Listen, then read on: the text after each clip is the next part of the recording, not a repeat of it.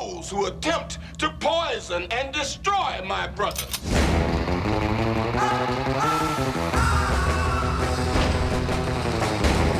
You know what they call a quarter pounder with cheese in Paris? What do they call it? Royale with cheese. Royale with cheese. Pulp Fiction was a revolutionary film when it came out on the big screen back in 1994, captivating audiences with its elaborate and intriguing dialogue, compelling character development, non-linear storyline, suspenseful action scenes, and of course, the amazing soundtrack. It was a teenage wedding and the old folks wished them well. Among all the great things director Quentin Tarantino brought to the film, another great feature of it are the firearms used by the characters on screen. So let's take a look at them. The first firearms we see in the film are in the very beginning of the movie when the characters Pumpkin, played by Tim Roth, and Honey Bunny, played by Amanda Plummer, are discussing about robbing the diner that they are currently eating in. The gun that Pumpkin slams down on the table is a Smith & Wesson Model 30. The Smith & Wesson Model 30 is a small frame, 6-shot, double-action revolver chambered for the .32 long cartridge, but can also chamber a .32 Smith & Wesson cartridge. It was based on the hand ejector model of 1903 and could come in either a blued or nickel finish. The character of Honey Bunny also carries a Smith & Wesson, but she carries a Smith & Wesson Model 40, also known as the Smith & Wesson Centennial. The gun is chambered for .38 Special and holds a 5-round capacity. It is a stub-nose revolver with a 1 7/8" barrel. The gun features a fully enclosed hammer, meaning it is double action only. As for a style sense for the film, I think they fit well for the characters themselves.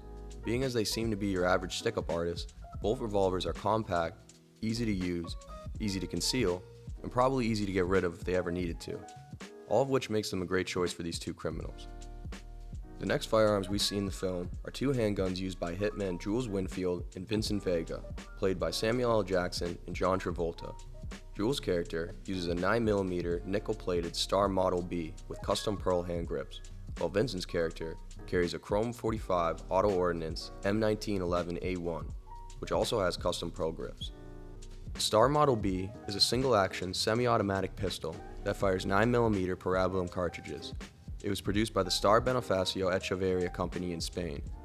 It holds an 8-round box magazine. It is visually similar and inspired by the M1911 series. The Colt M1911 is a single-action, recoil-operated semi-automatic pistol chambered for 45 ACP cartridges, which can feed 7, 8, 9, 10, or 12-round box magazines.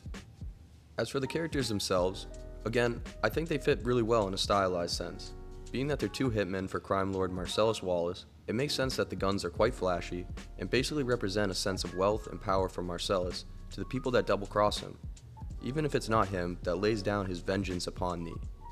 Like when Vincent and Jules kill Brett and his buddies from Marcellus's briefcase. The only other times we see the guns used is when Vincent shoots Marvin in the face by accident. Oh, what the fuck's happening? Oh, man. shit, man!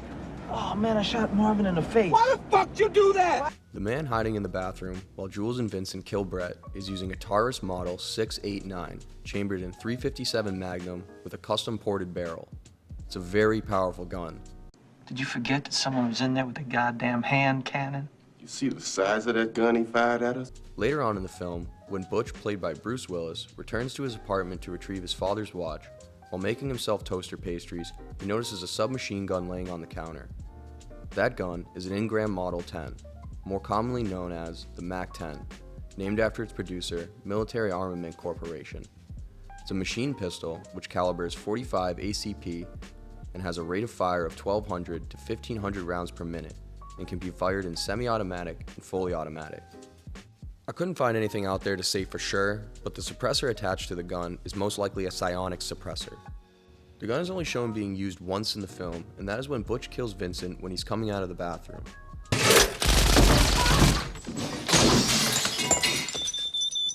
Later on, after Marcellus survives being hit by Butch with his car, he pulls out a Smith & Wesson 4506. The 4506 is a third-generation semi-automatic pistol from Smith & Wesson's 4500 series of handguns.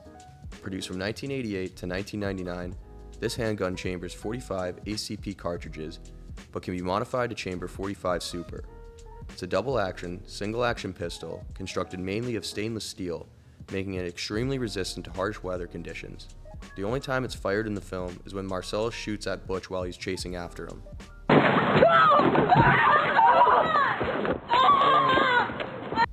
Which actually leads us to our next weapon used in the film. Once Butch and Marcellus' characters corner each other in a local pawn shop and begin to fight each other, the shopkeeper Maynard pulls a shotgun on them.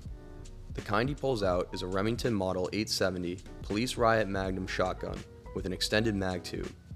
The Remington Model 870 is a pump-action shotgun which is widely used by the public for shooting sports, hunting, and self-defense, as well as by law enforcement and military organizations. Depending on the variation, the gun can feed 4, 5, 6, 7, or 8 rounds, and it can chamber 12 gauge, 16 gauge, 20 gauge, and 410 bore cartridges, making the gun highly versatile. The only time it's fired in the movie is when Marcellus shoots Zed, the corrupt cop, played by Peter Green, in the crotch after Butch saves him.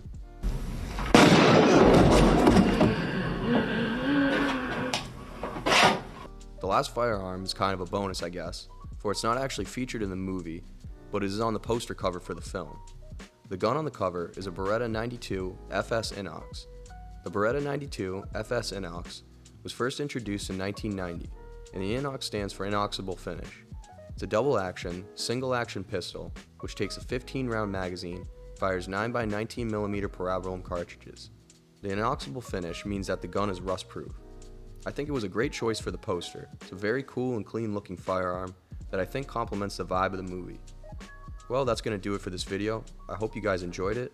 Subscribe if you want to see more videos like this one, and hopefully see you in the next one.